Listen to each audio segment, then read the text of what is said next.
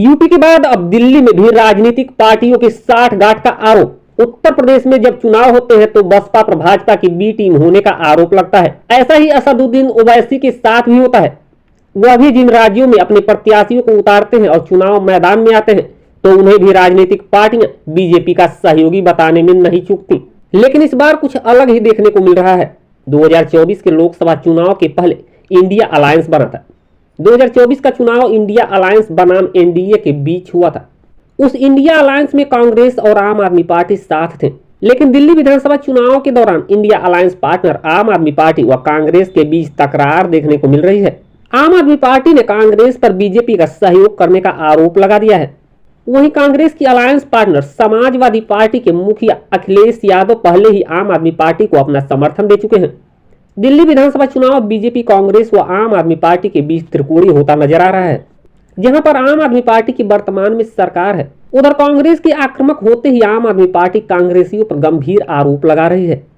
आम आदमी पार्टी के मुख्यमंत्री अतीशी ने प्रेस वार्ता की, जहां संजय सिंह भी मौजूद रहे। आम आदमी पार्टी के इन दोनों दिग्गज नेताओं ने कांग्रेस पार्टी को बीजेपी का सहयोगी बताया तथा गंभीर आरोप भी लगाए। पूरा बयान दिखाने से पहले आपको यह भी बता दें कि एक दिन पूर्व कांग्रेस पार्टी के कोषाध्यक्ष ने प्रेस वार्ता किया था। उन्होंने आम आदमी पार्टी को आड़े हाथों लिया। इसके बाद से आम आदमी पार्टी कांग्रेस पर हमलावर है। कांग्रेस व आम आदमी पार्टी के नेताओं के प्रेस वार्ता से यह तो स्पष्ट कहा जा सकता है कि दिल्ली में इंडिया अलायंस पार्टनर एक दूसरे के खिलाफ चुनाव मैदान में है। अब दिखाते हैं पूरा बयान। एक दिन पूर्व कांग्रेस अजय माकन ने प्रेस वार्ता की। प्रेस वार्ता के दौरान उन्होंने कहा, आप और बीजेपी सरकार के काले कारनामे पर हमने श्वेत पत्र जारी किया है। उन्होंने कुछ पंक्तियां भी लिखी, जिसे देखिए। के अंदर केजरीवाल को अगर सही मायने में एक शब्द से उसको डिस्क्राइब करना हो तो उसको जिस शब्द से डिस्क्राइब किया जा सकता है वो है फर्जीवाल। क्योंकि अगर कोई फर्जीवाड़े का राजा है पूरे देश के अंदर तो वो फर्जीवाल केजरीवाल है।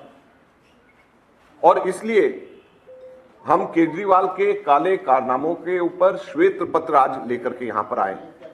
केजरीवाल के सरकार के काले कारनामों के ऊपर श्वेत पत्र, और ये केवल केजरीवाल सरकार नहीं बल्कि केंद्र की भाजपा सरकार के ऊपर भी लागू होगा। आप देखेंगे जब हम इस पे बताएंगे।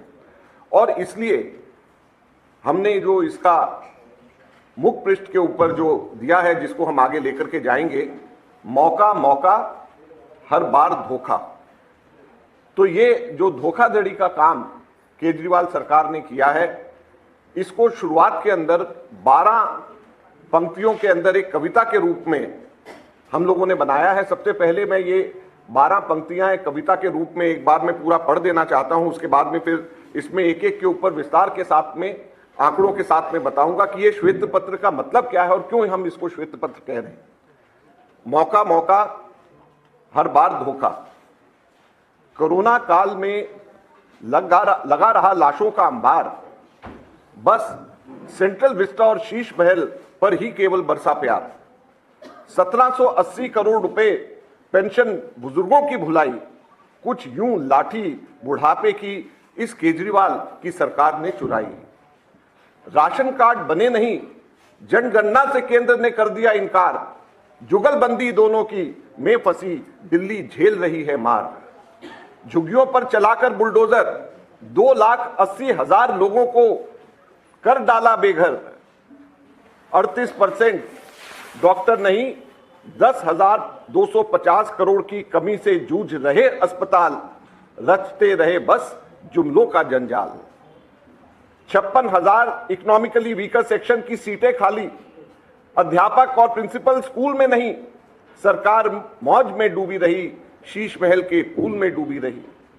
40% बढ़े बिजली के बिल, 44% घरों में पानी गंदा। भ्रष्टाचार को बना लिया केवल अपना धंधा। हर बारिश में डूबी दिल्ली, सड़कें बनी तालाब। 2 महीनों में 30 मौतों का दिल्ली मांग रही है जवाब।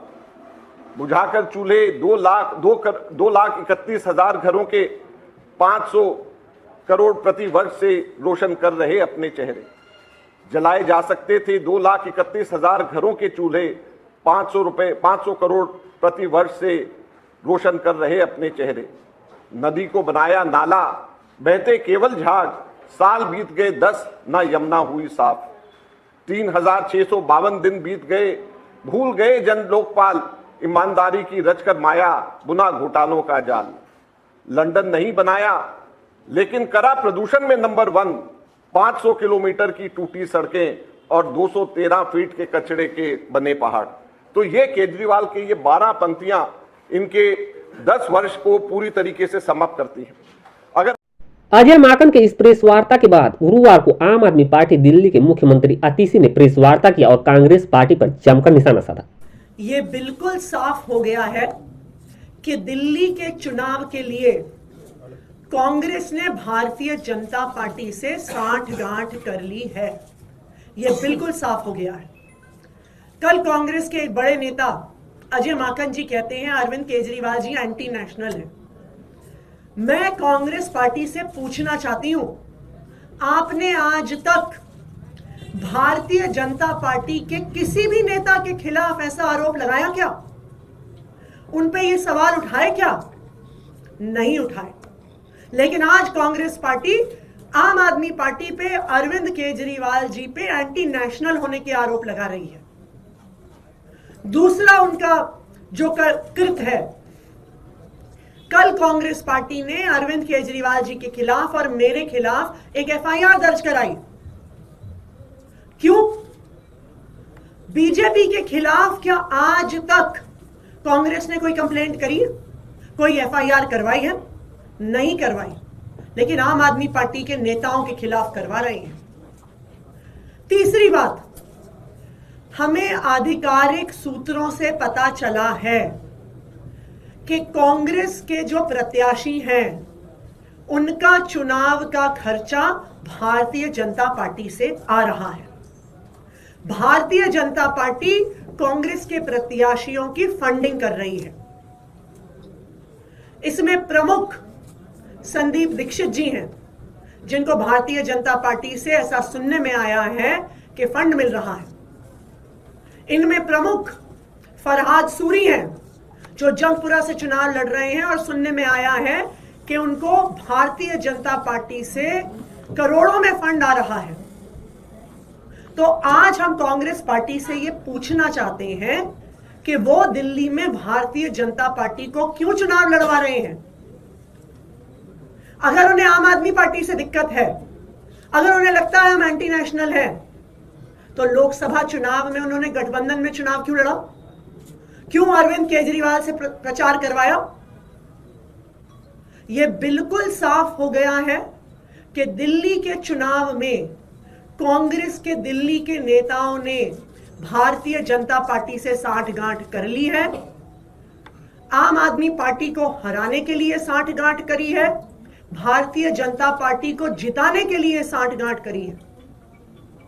अगर कांग्रेस पार्टी भारतीय जनता पार्टी को नहीं जिताना चाहती, अगर उनकी भारतीय जनता पार्टी से साठगांठ नहीं है, तो फिर वो अगले 24 घंटे में अजय माकन के खिलाफ एक्शन ले, जिन्होंने अरविंद केजरीवाल जी को एंटी नेशनल कहा। वो यूथ कांग्रेस के नेताओं के खिलाफ एक्शन ले, जिन्होंने अरविंद केजरीवाल जी और मेरे खिलाफ एफआईआर दर्ज कराई। कांग्रेस के नेता दिल्ली वालों को बताएं कि संदीप दीक्षित जी, फरहाद सूरी जी का चुनाव लड़ने का पैसा कहां से आ रहा है। और अगर कांग्रेस पार्टी अपने नेताओं के खिलाफ एक्शन नहीं लेती है, तो फिर आम आदमी पार्टी इंडिया गठबंधन के बाकी सभी घटक दलों से बात करेगी कि कांग्रेस पार्टी के साथ अब एक अलायंस में नहीं रहा जा सकता।